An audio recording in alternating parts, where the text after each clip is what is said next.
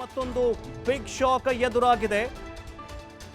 ದೊಡ್ಡ ಏನಂತಂದ್ರೆ ಸ್ಟ್ರೋಕ್ ಕೊಡ್ತಾ ಇದೆ. ಒಂದು ಕಡೆ ಸರ್ಜಿಕಲ್ ಸ್ಟ್ರೈಕ್, ಇನ್ನೊಂದು ಕಡೆ ಚೆನಾಬ್ ನದಿಯಿಂದ ಏಕಾಏಕಿ ನೀರು ಹರಿಬಿಟ್ಟು ಪಾಕಿಸ್ತಾನಕ್ಕೆ ಮಾಸ್ಟರ್ ಸ್ಟ್ರೋಕ್ ಕೊಟ್ಟಿದೆ ಭಾರತ. ಸಲಾಲ್ ಬಾಗ್ಲಿಹಾರ್ ಸೇರಿದಂತೆ ಪಾಕಿಸ್ತಾನದಲ್ಲಿ ಈಗ ಪ್ರವಾಹ ಪರಿಸ್ಥಿತಿ ನಿರ್ಮಾಣವಾಗಿದೆ. ಸಲಾಲ್ ಬಾಗ್ಲಿಹಾರ್ ಅಣೆಕಟ್ಟಿನಿಂದ ಈಗ ನೀರು ರಿಲೀಸ್ ಮಾಡಲಾಗಿದೆ. ದಿಢೀರ್ ನೀರನ್ನು ರಿಲೀಸ್ ಮಾಡಲಾಗಿದೆ. ಇದರಿಂದಾಗಿ ಚೆನಾಬ್ ನದಿಗೆ ಈಗ ಪ್ರವಾಹ ಪರಿಸ್ಥಿತಿ ನಿರ್ಮಾಣವಾಗುವಂತಹ ಸಾಧ್ಯತೆ ಇದೆ. ಪಾಕಿಸ್ತಾನದಲ್ಲಿ ಪ್ರವಾಹ ಸ್ಥಿತಿ ನಿರ್ಮಾಣವಾಗ್ತಾಗಿದೆ. ಸಲಾಲ್ ಮತ್ತು ಬಾಗ್ಲಿಹಾರ್ ಅಣೆಕಟ್ಟುಗಳಿಂದ ಸಡನ್ ಆಗಿ ನೀರನ್ನು ರಿಲೀಸ್ ಮಾಡಿ ಪಾಕಿಸ್ತಾನಕ್ಕೆ ಮಾಸ್ಟರ್ ಸ್ಟ್ರೋಕ್ ಕೊಟ್ಟಿದೆ ಭಾರತ. ಒಂದು ಕಡೆ ಏರ್ ಸ್ಟ್ರೈಕ್ನಿಂದ ಬೆಚ್ಚಿ ಬಿದ್ದಿರುವಂತಹ ಪಾಕಿಸ್ತಾನಕ್ಕೆ ಈಗ ಮಾಸ್ಟರ್ ಸ್ಟ್ರೋಕ್ ಕೊಟ್ಟಿದೆ ಭಾರತ.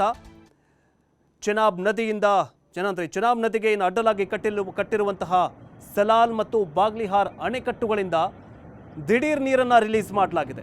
ಇದರಿಂದಾಗಿ ಪಾಕಿಸ್ತಾನದ ಕೆಲವೊಂದಿಷ್ಟು ಪ್ರದೇಶಗಳಲ್ಲಿ ಪ್ರವಾಹ ಪರಿಸ್ಥಿತಿ ನಿರ್ಮಾಣವಾಗಿದೆ.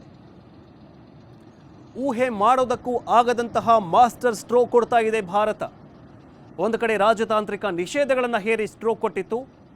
ಈಗಾಗಲೇ ಪಾಕಿಸ್ತಾನ ಅಧಃಪತನವಾಗಿದೆ, ಆರ್ಥಿಕ ಅಧಃಪತನವಾಗಿದೆ. ಭಾರತದಿಂದ ಕೆಲವೊಂದಿಷ್ಟು ಪದಾರ್ಥಗಳು ಪಾಕಿಸ್ತಾನಕ್ಕೆ ಹೋಗ್ತಾ ಇದ್ವು. ಅದರಲ್ಲಿ ತರಕಾರಿಗಳು, ಅದರಲ್ಲೂ ಪ್ರಮುಖವಾದಂತಹದ್ದು ಟೊಮ್ಯಾಟೊ, ಕೆಲವೊಂದಿಷ್ಟು ಪದಾರ್ಥಗಳಲ್ಲಿ ಅದರಲ್ಲಿ ಟೊಮ್ಯಾಟೊ ಆಗಿರಬಹುದು, ಆಲೂಗಡ್ಡೆ ಆಗಿರಬಹುದು. ಸೊ ಹೀಗೆ ಎಲ್ಲ ಪದಾರ್ಥಗಳನ್ನು ಈಗ ಬಂದ್ ಮಾಡಲಾಗಿದೆ. ಈಗ ಟೊಮ್ಯಾಟೊ ಬೆಲೆಗೆ 200-300 ರೂಪಾಯಿ ಆಗಿ ಹೋಗ್ಬಿಟ್ಟಿದೆ ಪಾಕಿಸ್ತಾನದಲ್ಲಿ.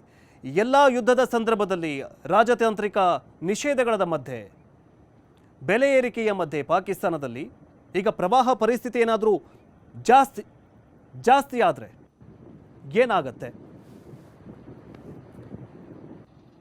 ಈಗಾಗಲೇ ಚೆನಾಬ್ ನದಿಯಿಂದ ಏಕಾಏಕಿ ನೀರನ್ನು ಹರಿಬಿಟ್ಟು ಪಾಕಿಸ್ತಾನಕ್ಕೆ ಭಾರತ ಮಾಸ್ಟರ್ ಸ್ಟ್ರೋಕ್ ಕೊಟ್ಟಿದೆ. ಸಲಾಲ್ ಬಾಗ್ಲಿಹಾರ್ ಅಣೆಕಟ್ಟಿನಿಂದ ನೀರನ್ನು ರಿಲೀಸ್ ಮಾಡಲಾಗಿದೆ. ಪಾಕಿಸ್ತಾನದ ಕೆಲವೊಂದಿಷ್ಟು ಪ್ರದೇಶಗಳಲ್ಲಿ ಪ್ರವಾಹ ಪರಿಸ್ಥಿತಿ ನಿರ್ಮಾಣವಾಗಲಿದೆ.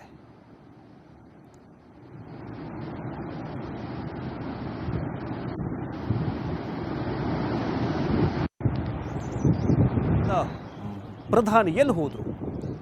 ಯುದ್ಧಕ್ಕೆ ರಣಕಹಳೆ ಮೊಳಗಿಸಿ ಯುದ್ಧ ಭೀತಿಯಿಂದ, ಯುದ್ಧ ಭೂಮಿಯಿಂದ ದೂರ ಸರಿದಿದ್ದಾನೆ ಇದೇ ಶಹಬಾಜ್ ಶರೀಫ್. ಪಾಕಿಸ್ತಾನ ಈಗ ಅನುಭವಿಸ್ತಾ ಇದೆ, ಪಾಕಿಸ್ತಾನದ ಸೇನೆ ಈಗ ಅನುಭವಿಸ್ತಾ ಇದೆ. ಶಹಬಾಜ್ ಶರೀಫ್ನ ಹುಡುಕಿ ಬ್ಯಾಟರಿ ಹಾಕಿ ಹುಡುಕಿದ್ರೂ ಕೂಡ ಶಹಬಾಜ್ ಶರೀಫ್ ಕಾಣಿಸ್ತಾ ಇಲ್ಲ, ಕಾಣೆಯಾಗಿದ್ದಾನೆ. ಪಾಕಿಸ್ತಾನದ ಸೈನಿಕರು ನಮಗೆ ಯುದ್ಧವೇ ಬೇಡ, ನಮಗೆ ಏನೂ ಬೇಡ ಅಂತ ಯುದ್ಧ ಭೂಮಿಯಿಂದ ಹಿಂದೆ ಸರಿತಾಗಿದ್ದಾರೆ. ಆದರೂ ಕೂಡ ಪಾಕಿಸ್ತಾನ ಸೇನೆಗೆ ಬುದ್ಧಿ ಬರ್ತಾಗಿಲ್ಲ. ಭಾರತದ ಮೇಲೆ ಬ್ಯಾಕ್ ಟು ಬ್ಯಾಕ್ ಆಗಿ ಡ್ರೋನ್ ದಾಳಿ ಮಾಡ್ತಾ ಇದೆ, ಕ್ಷಿಪಣಿ ದಾಳಿ ಮಾಡ್ತಾ ಇದೆ.